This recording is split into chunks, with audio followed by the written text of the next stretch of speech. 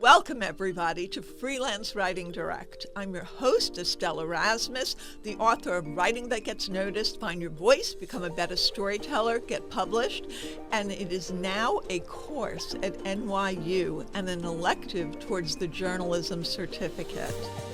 Every week, I speak with novelists, with authors, with writers of every niche to talk about their tips, their tricks, their strategies, and how the sauce is made, including creative advice. I'll talk about essays and articles and share my own experience from 3 decades of publishing. So join me every week and grow your business and build your craft with Freelance Writing Direct. And don't forget to subscribe, rate, and review on iTunes, and follow along on Substack, where I share special clips for subscribers only at estelleserasmus.substack.com. Welcome, everybody, to this episode of Freelance Writing Direct. I'm your host, Estelle Erasmus, the author of Writing That Gets Noticed, and I'm so excited to have a live coaching session with Deborah Copperud. Deborah had emailed me and said that she heard an episode that I did with Anna, and she said that she was possibly a candidate for a coaching session. And so I asked her to tell me some of the issues, and I thought that I could help her. And so let me just tell you a little bit about Deborah first. She's a freelance writer, independent podcast producer, and former reference librarian. Her writing has been published in Glamour, Racket, Defenestration, Great River Review, Potomac Review, Doors Ajar, Another Chicago Magazine, and Blue Earth Review. And she has a Substack newsletter, Deborah Copperud Shops at Target. Welcome, and thank you so much. And congrats on the Glamour placement, which I think is a recent one, as you mentioned. Yes, thank you so much for having me on your podcast. And I was thrilled with that Glamour byline and experience. It was just great, the editing experience I had. And what did you write about for Glamour?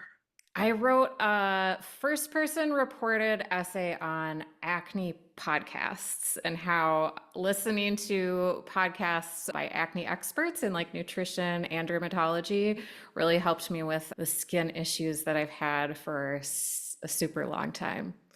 So something there really struck me. You're leaning into your experience with podcasting, and then you're connecting it to your personal experience with dealing with acne.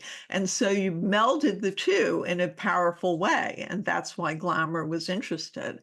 So that's great. So can you share some of the dilemmas and things that you've been dealing with? And I'll see what I can tell you. Sure. Writing or acne? Well, I used to be a beauty editor, so maybe. Well, I know you wrote a skincare book, so but Yes. I actually contacted you for the writing advice. So some of the issues that I'm dealing with are I've taken, a bunch of classes over the years. I've worked with a developmental editor for a nonfiction manuscript that I wrote, and I'm querying literary agents at the moment, but I'm kind of in a little bit of a holding pattern. I feel like I've got this manuscript that I'd like to get published. I have tons of ideas.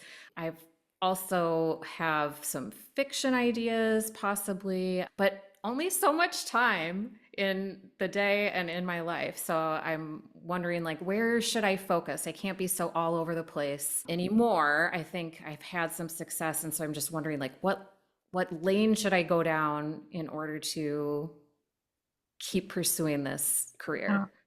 So I always think it's a good idea to go with what resonates the most for you.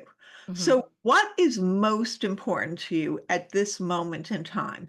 Is it getting a book published? Then we can focus on that. Is it getting bigger bylines?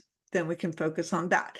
Is it making money in different ways? Like, what is your main goal. And then when you figure out what resonates for you, what brings you joy, what makes you excited, then you can start breaking that down. And I talk about in my book to like kind of do an exercise and mapping your goals and to help you reach your goals. It's on page 274, Writing That Gets Noticed. And I say, like, start a mapping template, which is everything there is about you, and then find the section about you, draw a line, and write down everything you're doing to build your work and promote your work. And then draw another line and write down your goals, such as getting into bigger publications, writing more essays, appearing on podcasts, starting a newsletter, or writing a book. And then circle any actions from step 2 that you can do quickly to promote your work. Maybe it's posting or sharing the content or writing a quick blog post, and put a square around any actions that'll take more planning, starting a newsletter or a Substack like you started, teaching a class, putting together a webinar, building a website. And then the squared actions, you should break it into smaller steps and then circle those steps. So then you can break down the incremental steps and it's not so overwhelming. Like, for example, if you want to teach a class, you might include researching how to write a syllabus, viewing class structures online, putting together an outline of what you would say in a class session. You could even use AI to help with that, and researching places to teach. And then I'm a big believer, I do everything in my phone calendar. I put a date in my calendar for each baby step, and each week I look at and try to do one of the steps I circled. And so each time I do my list, I know who I am and what I want to achieve. So for you, what resonates right now for you the most, Deborah? What do you want to focus on? Well, I guess when you asked that initially, the first thing that came to mind was like the big bylines. I'd like to get more prestigious bylines probably. And then in the last, I guess, 6 months, I've gotten more of an interest in reporting, journalism. I'm taking a class through Granta right now that should help me with that. Because I got the personal essays out of my system, I feel like. I'm kind of bored about writing about myself. And so I find interviewing other people, experts in other areas, to be at this moment in time more interesting than just like self-reflection. So I think if you're looking to get bigger bylines, I always believe information is power. So the more information you have and the more you can gather, the more you're going to be in that mindset. It's going to become a part of your vernacular. It's going to be a part of your energy.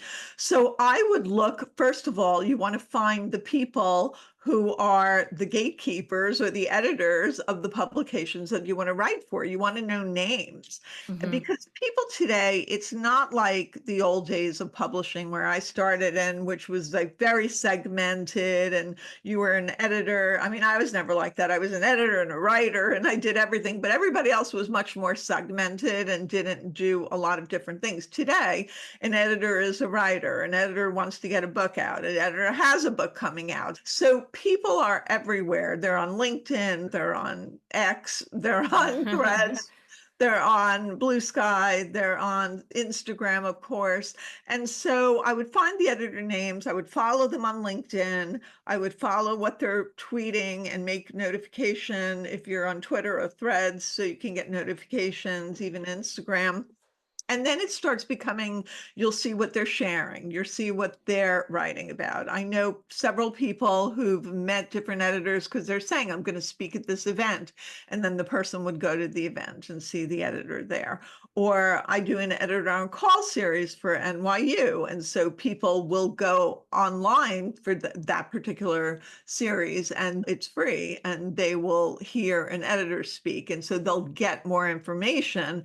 And then a lot of times the editor says how you can contact them, where you can reach them, where you can see what they're sharing. And so I would start kind of forming your information network with that. It's going to do two things. One, it's going to give you the information you need that eventually you're going to be able to work with it, do something with it. But it'll also give you this confidence that, okay, I'm not just throwing blanks in the dark. I know something about what I'm striving for now. That's really good advice. So I would definitely do that. I did want to mention, I know you said you have a book that you're looking to get representation firm and you've been sending out queries, first of all, I hope you have a subscription, even a 2-month or a 6-month to Publishers Marketplace, because you can get short subscriptions and it doesn't have to be like forever, but you will learn like the deals that are coming out. So you'll see what's popular. I mean, obviously you don't want to follow the trends. You want to do your own thing, but you'll see what agents are representing what sections. And you can even do searches for like deal makers, and you can put an agent's name in that you're interested in and see what they're covering. And earlier in my career, I was looking at agents or talking to agents that did not cover the genre that I was interested in publishing in, which was a mistake on my part. And I don't want people to make that mistake. So if you're like doing children's books and you're talking to an agent and they don't do children's books, they're not going to be the right agent for you. So that's one thing. And the other thing is, we have to think outside of the box these days to get ourselves noticed, to get our work noticed. And, just sending queries out, again, it's like throwing pennies in the dark. You're just throwing a query out on first thing is if you have some sort of connection, that's one thing. Another time is having a connection to something that the agent has done. Many agents are teaching. They teach courses. Maybe sign up for one of those. They teach webinars. You can learn a lot through that. The shit no one tells you about writing. They have agents that are doing it. Carly Waters and another agent, and Bianca Moraes, who I've done panels with, and she's wonderful. She's not an agent though. And they will put what they're looking for and talk about queries and things like that. So that's always good to have that connection. But even to go deeper, there are a lot of places that actually do like speed dating with agents. It gives that extra level of you're making that connection in person.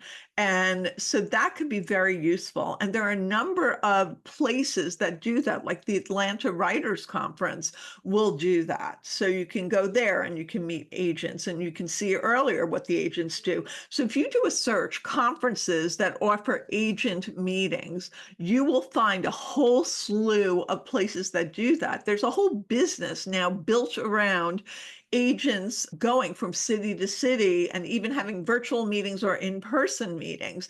And I think that's one way, because especially if you're persuasive in person, it's that extra level, that extra dimension that the agent is getting to see who you are. Sure, sure. I did that once this summer. I live in Minneapolis, Minnesota, and there's a great resource here called the Loft Literary Center, and they had a mini conference where they had some agents in. So I paid a fee, and then I got I think it was 8 minutes to pitch the agent. And she didn't want to see my manuscript, but she did give me some very valuable feedback. So I should definitely do that again. You should do that, because I think some of them are not even that expensive, and the virtual ones too, because you're still getting that face to face, you're still building somewhat of a connection, and then you don't have to, pay the money for a hotel or travel or anything like that. Right. And there's a whole other network of that happening, really happening now. Yeah. Okay. So we talked about building bylines, and also with bylines you have to go with your expertise, right? Like you're kind of running with the podcast expertise, and that could maybe be parlayed into more stories or more ideas. And I definitely would kind of move with that, because especially if it has a pop culture connection, which so many publications are so interested in. And I share on my Substack, interviews with different editors. So there are places, not just me, other people have it too. And there's lots of places. I'm sure you're very well versed in the podcast world, so you know about that. Yeah, that is how I connected with your podcast in the first place. I think we were launching podcasts around the same time, and it was through that Facebook group, She Podcasts. That's how I learned about you and your podcast, and then subsequently your book. I didn't realize that. Oh, that's so cool. That's so cool. And what other questions do you have? I hope this is helping. Yes, it's super helpful. And I have that exercise that you mentioned in your book, Yes. dog-eared, and I have never done it, and I kind of forgot about it. And then the publisher's marketplace, I have not subscribed yet. I've been just kind of going through It's this like list 25 a month, 25 a month. Yeah. So you yeah. do it for a couple of months and, yeah. Again, it's that information is power. You're gathering kind of all the information and something's going to gel out of it all because Mhm. you're now not just, I feel like you kind of feel like you're out on left field and all these things that you want are kind of outside of your purview. And so we need to change your mindset, number one. Number two, we need to arm you with the information that's going to help you get where you want to go. Yes, totally. And I'm also terrible at catching balls. Well, you got to work on that. In real life, not Yeah, I mean, metaphorically. I do believe that success happens when preparation meets opportunity. So you Mhm. prepare and you have, all the knowledge and the information that you need, and obviously the skill, and build your craft and get to keep increasing what you need to do. But that's where you get it. Yeah.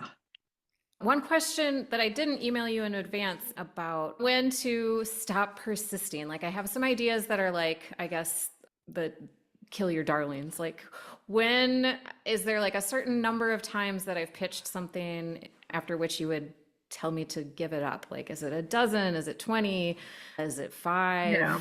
I mean, here's what I think. I think that if something resonates for you and it's something you want to write, you're going to figure out a way to write it, right? So I'll give an example. I wanted to write about Penny Marshall after she died because she was so influential with me when she was Laverne, because we're both busty and she had the chutzpah that I didn't have.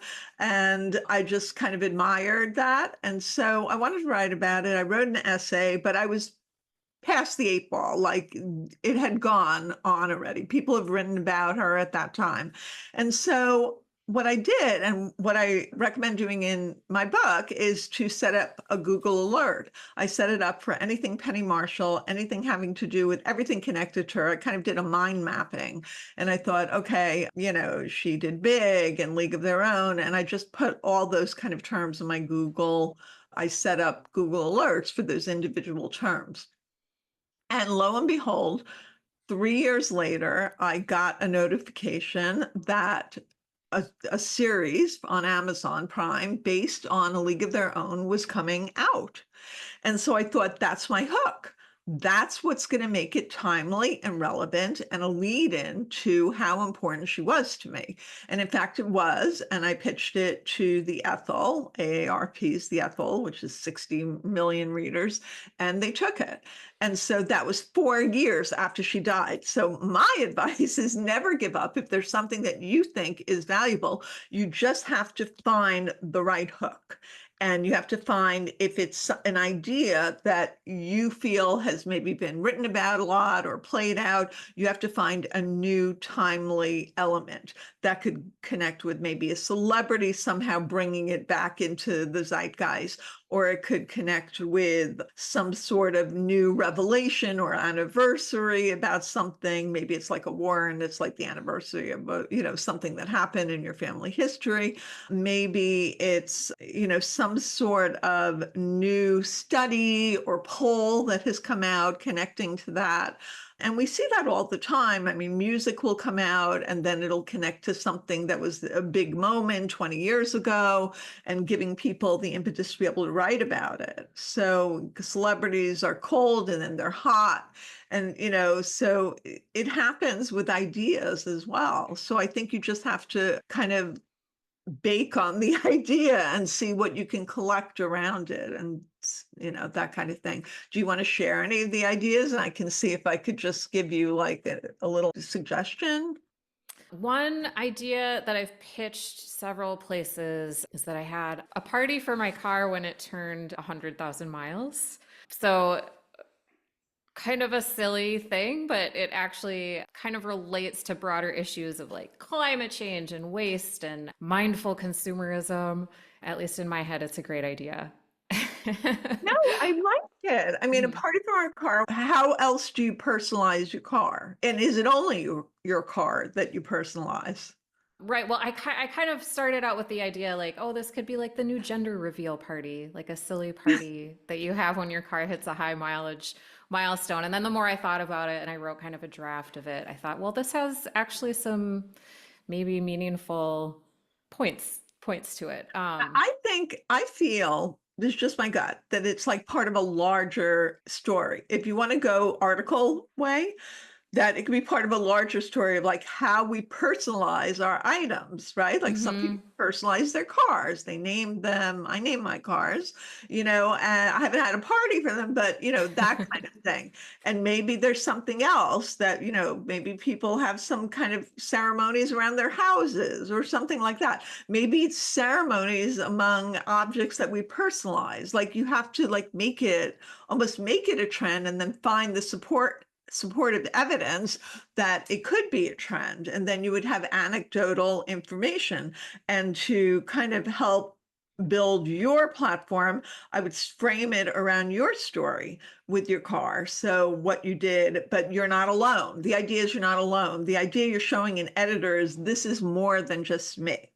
If you're writing it only as a personal essay about your car, what you did for your car, then you need to frame it in a way that probably makes it timely, because only a literary publication would probably just want to take just a story of a birthday party for a car. So you would need to do something like the price of gas, the price of oil, and like back when my car, I'm just like spitballing, when my car was a 0-mile car, gas was this price and now it's this. And I could have paid that money and, sending my car to college. I don't know, something kind of fun and tongue in cheek.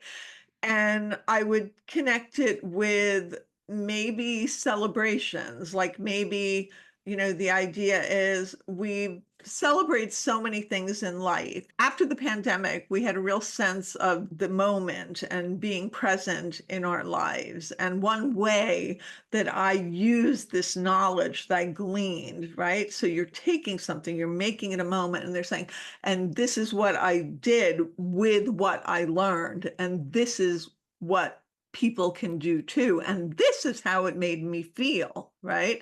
And Right. so celebrating my car, it's not really just about the car, it's about yourself. So what does that say? It was me confirming to myself that I'm going to celebrate the moments that are important to me in life, because you just never know these days. Something like that. Sure. That's good. I haven't thought about it from a like broader Yeah. relationship with material possessions angle. I Yeah. like that. Because think about it, it's you. A good essay shows a transformation. Hmm. You always leave the reader with a gift.